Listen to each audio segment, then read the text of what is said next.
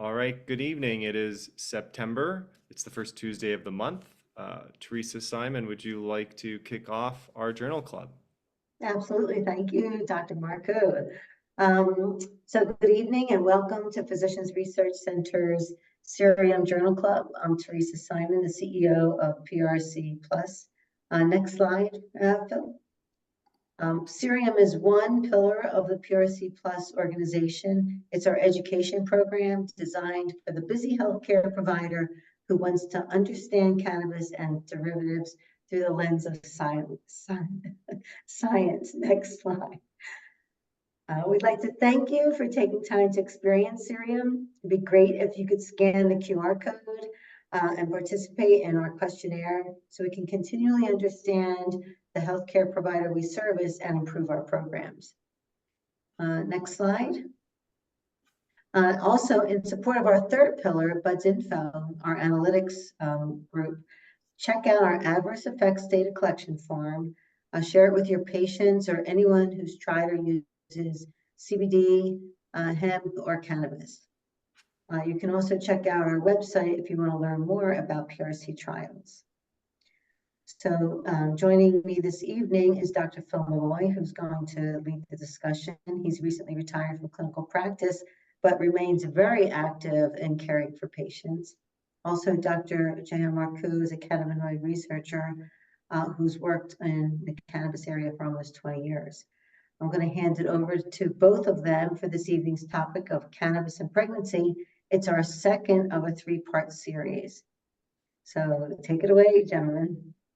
Thank you, Teresa. And just to remind everyone, our journal club's mission is to support the education of healthcare professionals with discussions of published research. We try to keep it focused on a specific paper, and we approach each paper with consistency, fairness, and transparency. And just a fun reminder that we are doing a webinar on October 23rd with Mother to Baby at 2:30 p.m. Eastern Time, and we want to thank all the folks from Mother to Baby that are on this journal club, and we are very excited about this webinar, and we'll be presenting on a similar topic and sharing some of the things we've learned creating this three-part series.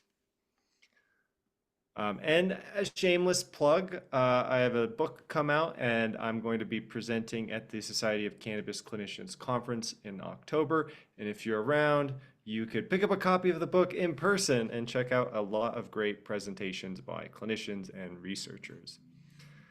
So jumping into why we're all gathered here today is to discuss an article entitled Association of Mental Health Burden with Prenatal Cannabis Exposure from Childhood to Early Adolescence, Longitudinal Findings from the Adolescent Brain Cognitive Development ABCD study, published in JAMA in 2022.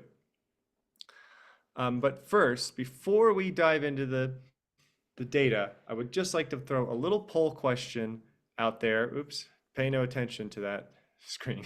A little poll question out there for everyone, just to get a little baseline here. So we're going to relaunch this poll. Boom. We just have some simple true-false questions. I engage you to take a moment to answer. Number one, perinatal cannabis use is likely to be associated with long-term adverse behavioral outcomes in offspring. Do you believe that to be true? Do you believe to be no? Answers are anonymous. We will not be, you're not going to fail the class. Just to give a baseline of what is our initial response when asked about this information. And it's always interesting to see how those things change or how those ideas are supported with just exposure to one study. Remember, we're just talking about one study tonight. Great, so we're seeing a fair number of answers come in already. So in another 10 seconds, I'm going to close the poll. But I appreciate everyone's participation. Last chance to change your answers. All right. Okay, we got one more late one. All right, we're gonna end the poll in 3, 2, 1, and let's share some of the results. So, perinatal cannabis use is likely to be associated with long-term adverse behavioral outcomes in offspring. We see a little bit of a split here. 71% say true, 29% say false.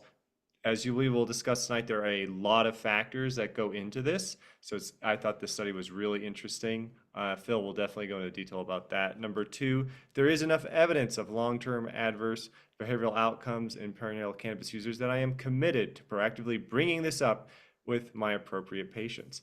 And 71% said false. So, maybe they feel that there isn't enough data to have a meaningful conversation. Phil, would you feel like that's kind of what that means? Yeah. Right? There's some data out there, but what action do you take with it? And I have no idea what to believe about this topic. And 71% said false and 29% said true. So we are seeing, a bit of a split. We have a somewhat decent N numbers here.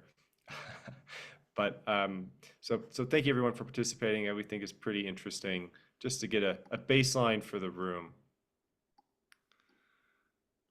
And so moving on, I'm just going to talk about a little bit of the background information before Dr. Molloy takes over and discusses a lot of the results from today's paper. So part of the issue that we are concerned about is that cannabis use in pregnancy is reportedly increasing. There's prevalence data about it increasing 6.3%, up to 50% of cannabis users who become pregnant have reported continuing to use it or use products in some form. There are reasons for use. Sometimes it's to help with sleep, for mood or stress. Morning sickness has been a long-term claim, as well as pain. And many women perceive cannabis to be a safer alternative to many prescription medications. And Dr. Molloy, feel free to jump in any time with any of this background. Otherwise, I'm going to continue on through. And as products have become more regulated, they've actually become more and more potent and more purified.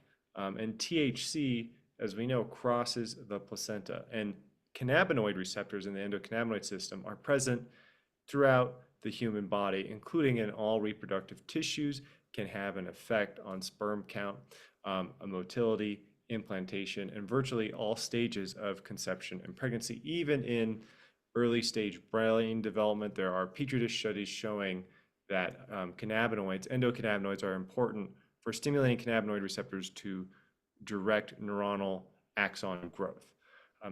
Previous human research publications have documented some concerning associations between cannabis exposure and pregnancy and adverse outcomes such as gestational age, preterm delivery, and things like increased need for NICU admissions. We discussed this in the Journal Club last month. Also, that video is available if you're interested in visiting that.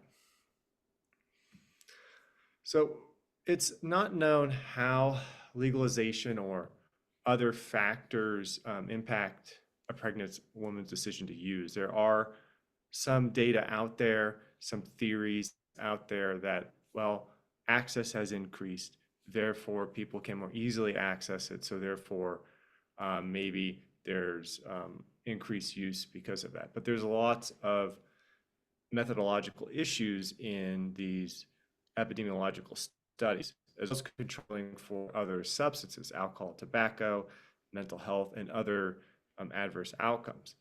And it's very difficult to establish 100% causation with pregnancy and development issues. You cannot have a pregnancy study where you give people drugs you think are going to be harmful. We want to look at harm, how much harm this is going to do to a pregnant woman. That those studies have a very difficult time getting improved in modern times. The Surgeon General and the ACOG have issued strong warning statements advising against cannabis use while pregnant or breastfeeding. And even some states have mandated that dispensaries display signs warning against consuming cannabis if you are pregnant, similar to warnings we see on alcohol and other products. So other research has shown that part of why this is an issue is we don't have reliable or really good data about prevalence. There are estimates that pregnant women underreport their cannabis use by 60 to 70%. But I would also just say that in most studies where people are forced to recollect how much cannabis they use, the reliability of that is not great in most cohorts, regardless of what they're looking at. So this is again not just an issue limited to this area, but there's all again this has to do with the issue of comparing self-reports, and there's also product diversity. How are they consuming it? Is it a high CBD product with low THC? Is it inhaled? Is it oral? Is it is it topical? Is it all getting lumped into one category when people are collecting this data? And again, there's not always a toxicological confirmation. There's not always urine analysis, hair analysis, or blood analysis to confirm the extent of use, the exposure as well, which again, these are all issues that play into trying to look at exposure, impact, and risk. And not knowing what type of product was used, how much was used, can be difficult. Again, relying on self-reporting is a methodological issue for a lot of these studies. Jahan, do you think most users know what they're taking? I think that some of them look perhaps at the first two ingredients.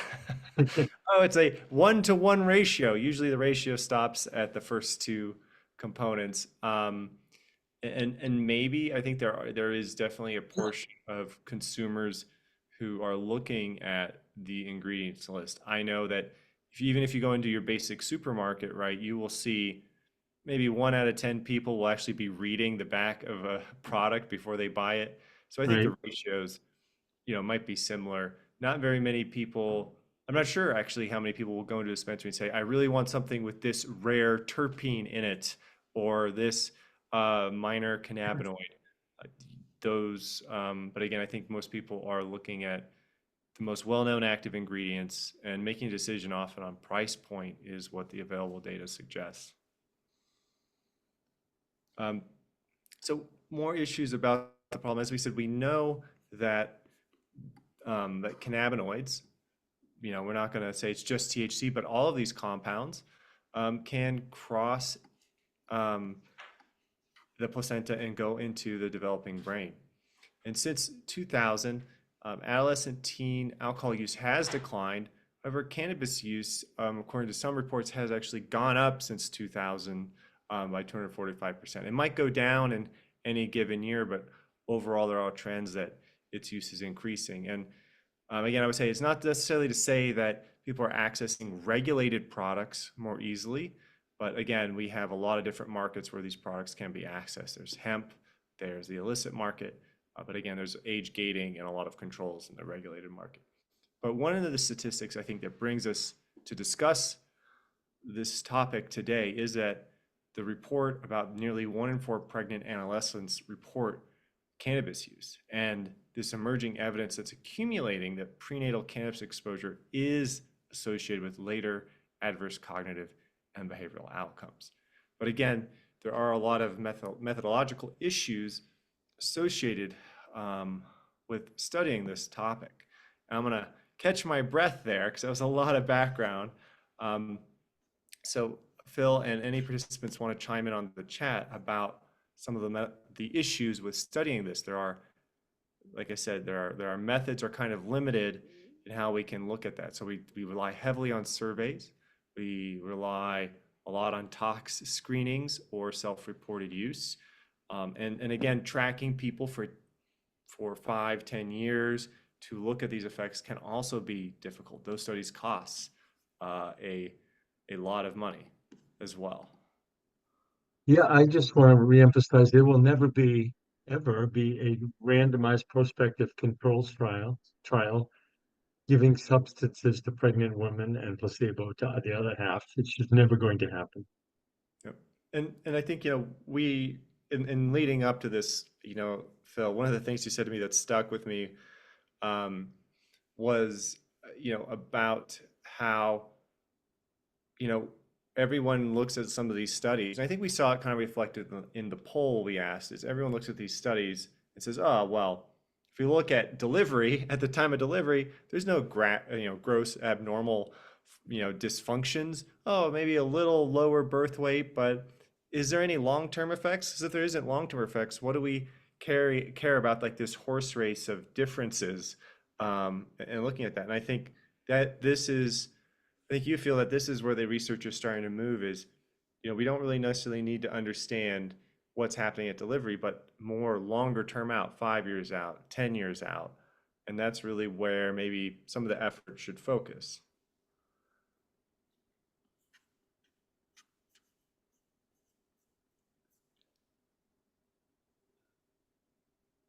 Are you turning it over to me to advance now?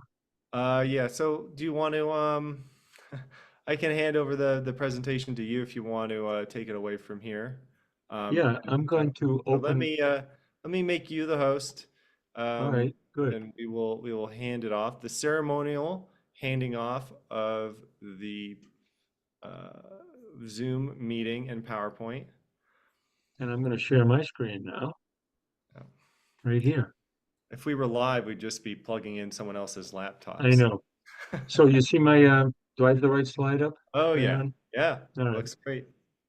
All right. So before we open this slide up, I just want to say if I had to come up with a study design and say to myself, what kind of study would I design to shed information on long-term effects of cannabis in pregnancies on the offspring? I would do something like the ABC does. I would take over 10,000 women and take users of various types and compare them match them as best I could to non-users and follow them for 10, 12, 14 years, which is what the ABC study is, as you'll see. So in this slide, based on our last month's journal club, if anyone here tuned in then, this is the way I phrased it is my opinion. I think it's reasonably convincingly established that cannabis use is associated, as Jahan just said, with some of the traditional adverse pregnancy outcomes, like being premature, lower birth weight, lower APGAR scores, more trips to the neonatal ICU, lower sperm counts prior to conception, and so forth. I think the data is pretty convincing. Paper after paper have shown that over the past decade. What has been missing is what about these kids in the long term? Are they okay? Or when they're first graders, second graders, seventh graders, do they suffer any long-term um, baggage because of PCE, perinatal cannabis exposure? So it's not an easy question to study, obviously. So I'm advancing the slide and nothing's happening. Oh, um, interesting. Yeah. Try again. You could also share and reshare and see if it gives you the option All right. Can you click at this, the arrow on your laptop? Can you try or And that's what I'm trying to do. yeah. Or so if you take your mouse to the lower left-hand corner. Yeah, okay. And so if you go back into presentation Yeah. mode, hopefully. You can see my screen now. Oh yeah, yeah. So if you look in the left corner there, yeah, there's Okay, gotcha. boom. Thanks. I'll use that. So brings us to the ABCD study, which I've already obviously alluded to. You know what it stands for? There it is. It's 9 years old right now. It's funded by a lot of agencies. It's following almost 11,000 pairs of pregnant women and singleton offspring from birth. Uh, the the data, the publications we're going to talk about focus on young childhood into early adolescence, but it's following them the plan is to follow these kids all the way to adulthood. Um, and the purpose is to learn what we can learn with limitations of observational studies, not randomized studies. And as you'll see in this group, there's a few hundred women who continue cannabis use during pregnancy, and they are compared to 10,000 mothers matched as well as you can match for confounding potential variables. To date, there's been over 1,000 publications from this cohort. So it's very prolific. It's run by very well-known, well-respected, famous researchers. Here are some examples of recent publications in the past 12 months from the ABCD, not the journal article we've chosen for tonight. I just am leaving the slide up for a second so you can read the titles. Brain structure and connectivity is being studied in a subset of these patients, psychopathology, and so forth. You can see the sort of work that's being done in the ABCD study. I like the first two because they're written by Baranger, the author of tonight's journal article, very respected PhD guy from Washington University in St. Louis. There have been previous publications suggesting that there might be a difference between uh, women who quit cannabis. Let's suppose a woman is using cannabis, then finds out she's pregnant. That woman has a choice to continue using or to quit that. And there might be a difference in the outcomes in those who decide to quit versus those who decide to continue. Wouldn't that be interesting if that was the case? That is what tonight's journal article is about. Is there a difference between non-users and users who quit when they find out they're pregnant, which on average is 6-7 weeks? And why is that important anyhow? Well, let's take a look at why that might be important and what makes this study unique. This study divides, as you'll see from the results, which are a little bit cumbersome and complicated and worth staring at for a minute, which we will do in a couple of slides. But there's going to be 3 columns and 3 groups of patients analyzed. Users who stopped after learning they were pregnant. First, missed period, a positive urine pregnancy test, or visit to the doctor. For the first time they thought they were pregnant, and there's about 400 of those. There's a little over 200 who decided, what the heck, I'm going to keep using it for whatever reason.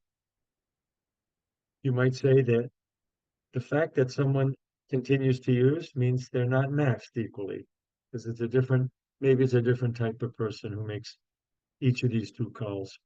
And there's a large number of non-users, which you can sift through to control for the confounding. Many women learn they're pregnant about 6 weeks. And as you may recall from a previous slide that Jahan made a comment on, there is some evidence, both preclinical and human evidence, that the neonatal or embryonic endocannabinoid system is minimally developed in the first 6 weeks. And endocannabinoid and CBRs, cannabinoid receptors, and their endogenous ligands really don't start until after 6 weeks. So that is sort of a gift, isn't it? That's when women learn that they're pregnant. They have the opportunity to stop just as the fetus is developing an endocannabinoid system. And is it important for the outcome? That's one unique aspect of this study. So here's the outcome. The outcome is that, yes, there was a difference. As we will see in detail, we'll dive into some messy tables in a minute, a couple of views of the data, the outcome data. But the bottom line and the conclusion was there is evidence of vulnerability to a broad spectrum of psychopathologies. So what did they measure? We're going to see that on the subsequent slides. Did not change with age means if you examine this at age 10, age 11, age 12, age 13, age 14, the findings were consistent across those ages. It was driven by the group who continued to use, and the data will speak for itself on the subsequent slides. So here is one presentation, and the arrows at the top. It's really worth spending a second. I'm going to leave this up for a while. Can you see my arrow, Jahan, or not? Yeah, I can. I can see your cursor actually. Yeah, it's a little Okay, so small, but yeah, you're right yeah, behind if you the okay, externalizing good. factor. Yeah. If you go down the first column, these are the endpoints that were examined in this study, and the details are in the paper. So how did they measure social problems, thought problems, attention problems, cognitive tempo? That's all in the details of the paper. But these are metrics that were endpoints. And circled at the top is the composite, the summary of these endpoints, right? So it's the top total problems is everything underneath it combined. So before we look at in any individual column, I think the next most useful thing is to look at the last column. And we were talking earlier tonight, Jahan and I and Teresa, if you just scan down that column, these are all the p-values comparing the two groups of most interest. Women who stopped when they learned they were pregnant and women who continued, roughly 400 and 200 patients in respectively, offspring. What impresses me scanning down is that there's a lot of these endpoints or metrics that are highly statistically significant, but not all of them were. Take a look at somatic complaints. That really did not meet statistical significance. Somatic complaints and somatic problems, if they got a diagnosis, they were not. But take a look at others. Aggressive behavior, rule-breaking behavior. Again, the paper has the definitions of how they identified these patients. It was binary, yes or no. They exhibited aggressive behavior, yes or no, and so forth. Sluggish cognitive tempo, and so forth. So you can go down and look at it and make your own impression if this is something that is there a message here or isn't there? And I'm not saying that there is or isn't. I'm just saying that that's how I recommend you attack the table. And if you look at what's this oval at the top, if you combine all the problems, you can see the raw data and percentages of who exhibited. First column, first arrow, where my cursor is now, are the women who did not stop. They continued to use after, and they have the highest prevalence totally of kids with problems. Let's just refer to it as that. The ones who quit when they learned that they were pregnant are less, and they were closer to the ones, not identical, but closer to the ones. Remember, the last column is just comparing the first two arrows. So let's look at the next column, which presents the same data. I'm going to throw my cursor up a couple of times because it presents the same data, one metric at a time. And if you see each endpoint, so the top is the composite, has two dots and two confidence bars. And they're comparing group one and group two. The black dot are in this case, in this presentation of the data, are women who stopped when they learned that they were pregnant. The orange dot are women who continued. Look at the composite. It crosses one. It was not statistically significant in excess of all these problems in women who stopped when they learned that they were pregnant. But the bar is far from one, the composite endpoint. And then just scan down one problem at a time, one metric problem at a time. Look at the ones that are most different. Rule-breaking behavior, very different in the ones who continued versus the mothers who stopped. What others impress you? Look at down here. Conduct problems, DSM-5 meeting the diagnostic criteria for these conduct problems. These are my cursors on the women who stopped versus the women who continued. ADHD, women who stopped, women who continued.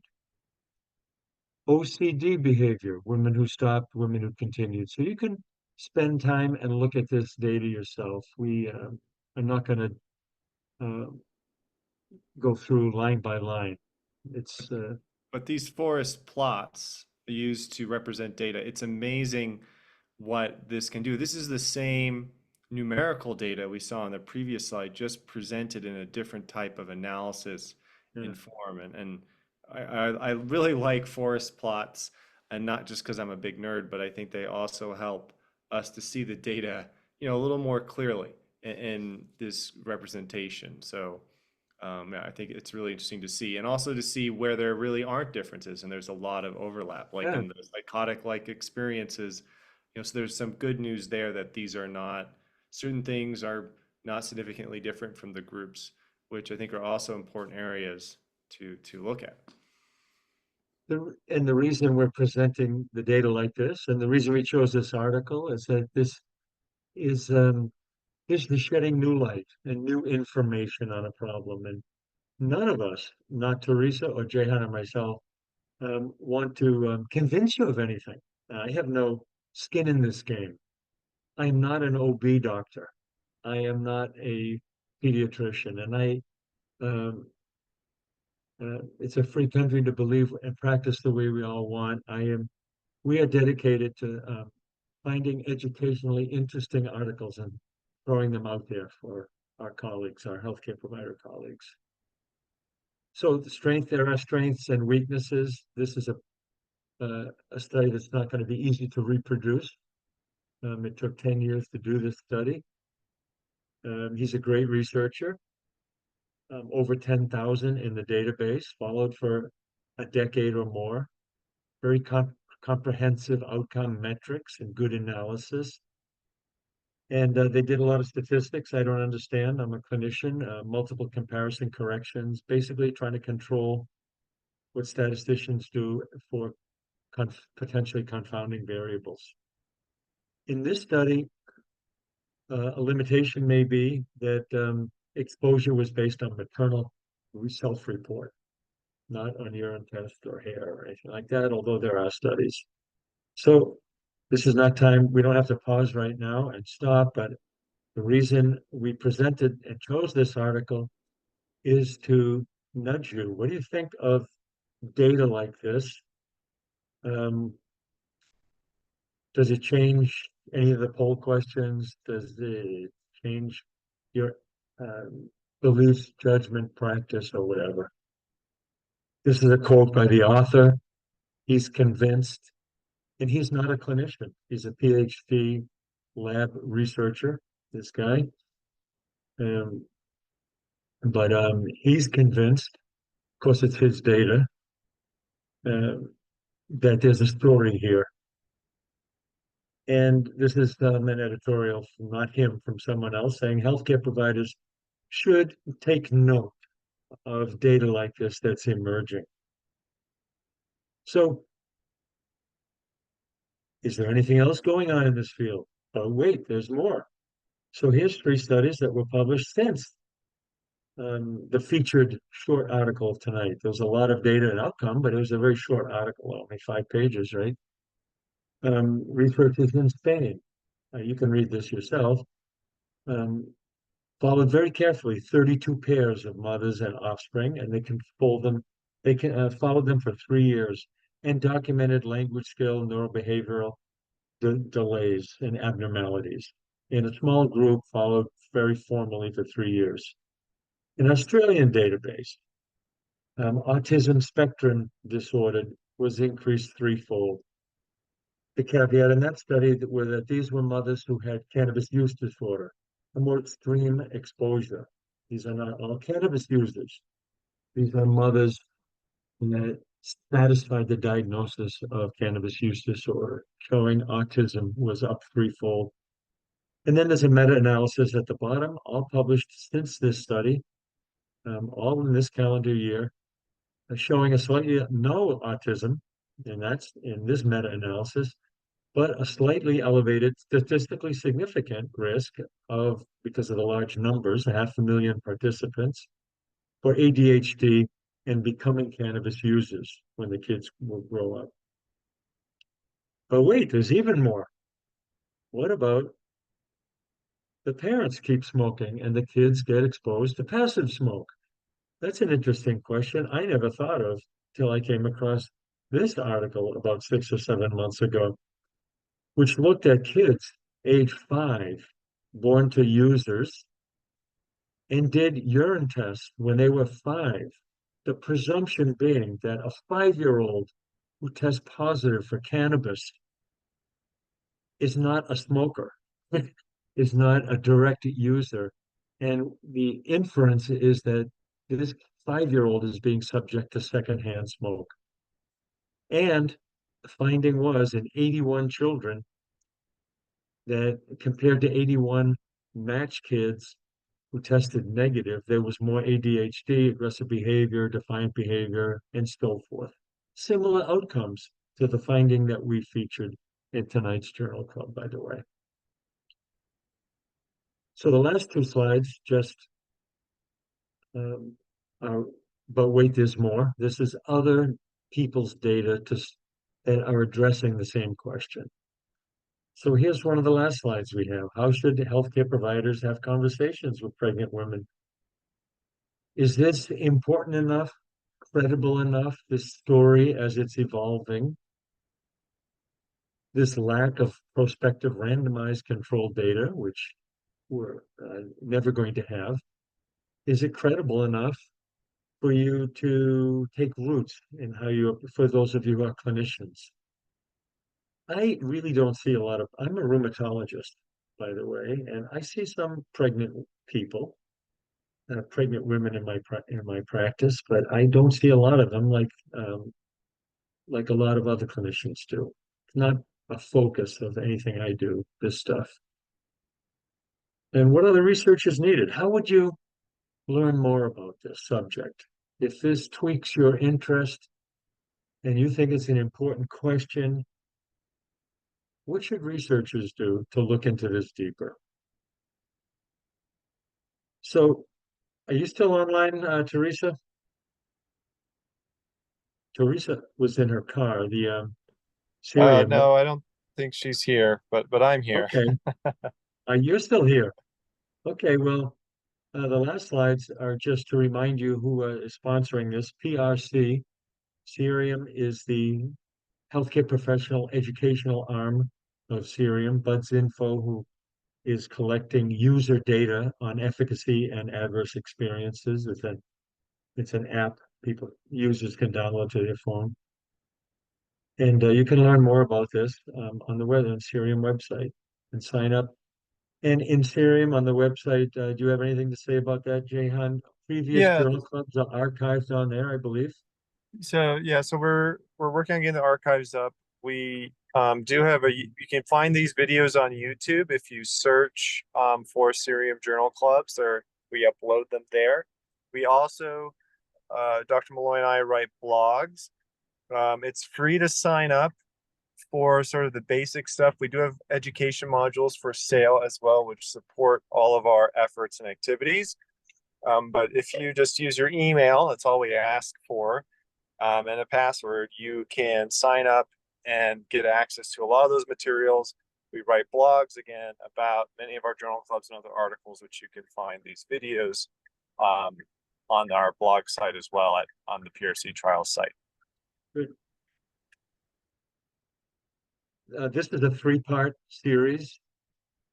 Previous subjects we've done are cardiovascular issues. There's a very well-known paper published this year, cardiovascular effects, driving under the influence of cannabis, anxiety, and those are the types of things we do on our monthly journal clubs. What's different right now, August, September, October, we're doing a three-part on pregnancy. Jahan already mentioned that, and that's the end. Yes. Anything else, Jahan? Well, I think that's about it, unless the folks have any questions or comments they'd like to share. We did get one or two comments in the chat. Someone was asking about, I wonder what the home situation was like for some of these adolescents, and maybe that lends to the question is how did the researchers in this study control for some of those environmental dynamics? I know they looked at things like income in the family. They possibly looked at education levels, but I don't know, Phil, if you have a comment on sort of They looked at the home environment. two parents in the home versus one parent in the home. They did look at that. Kids who stayed back, that was a variable. Can't remember them all. So Yeah, so it would be great if we could control everything about everyone, but even if you yeah, put an Apple Watch or one of those rings on people, the data yeah, is not 100%.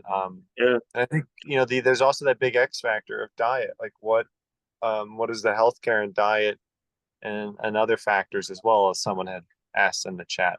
So I think Yeah. that could be a really interesting research study, is what is the diet of you know, in these Yeah, groups get that an have the influence. issues, is there a dietary factor? Are they eating Yeah, junk food, or does eating veggies could that make a difference?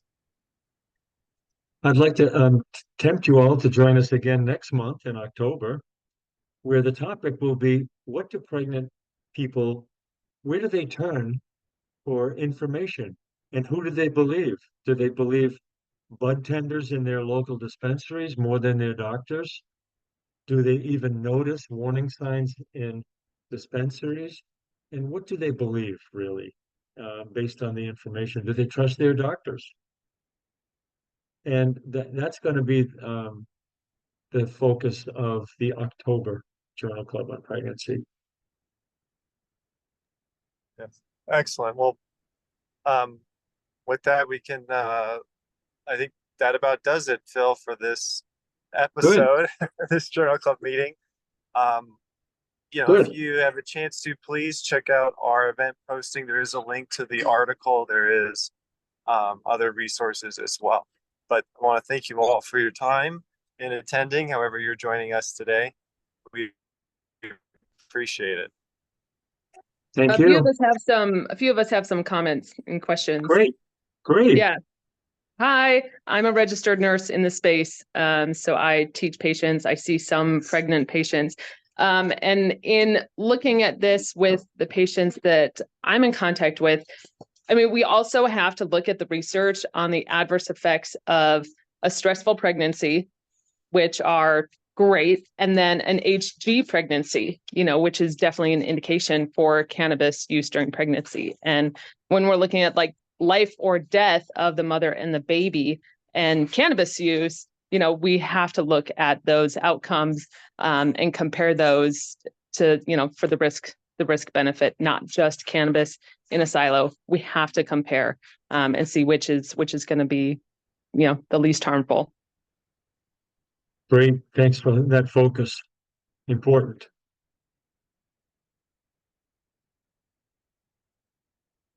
Hi, Dr. Viner, psychiatry. Can you hear me okay? Yes. Okay. The study I thought was pretty interesting, but they didn't include the personality disorders or actually the personality of the mother. So it's obviously you're going to have more mental symptoms in a child whose mother is, probably using cannabis and knows it's not that great. But they didn't really cover the personalities. I'd like to know more about that. The other thing is, I agree with Megan there. The women I see are always getting shamed, pregnancy shame in cannabis. Every state's got a nasty warning. Some states will threaten to send child protective services to their house. I mean, it gets very variable and it's very scary for the patient. I think with the childbearing women with seizures should really get special attention, because look at the new warning with valproic acid and Depakote this week in England. It's being banned practically. It's so dangerous. I use it a lot in bipolar patients. So in any case, I think there's a window of opportunity for the pro-inflammatory state of pregnancy, the anti-inflammatory state and the pro-inflammatory changes after delivery. And so CBD, there might be a window where it could be useful if the mother's having bad inflammatory responses to the pregnancy. So, I'm kind of disappointed. I mean, we should be creative and invent strict criteria for cannabis use in pregnancy. Major criteria, minor criteria, like in rheumatology used to do with all their. So anyway, but thank you for the presentation. I thought it was good. Take care. Thanks for your comments. Can I call you Mark by your first name? Yeah. Yes, sure. And looking ahead to the next month's topic too, a lot of pregnant women were afraid to talk to their doctors because of fear of the doctors reporting them to Child Protective Services. That is a recurring topic that pregnant women expressed when they were interviewed.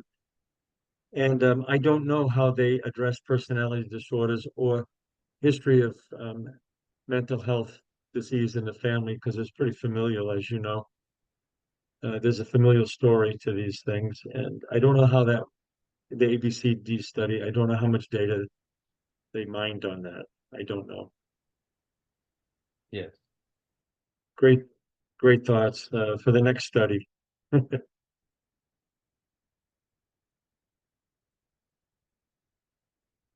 right. Well, thank you guys.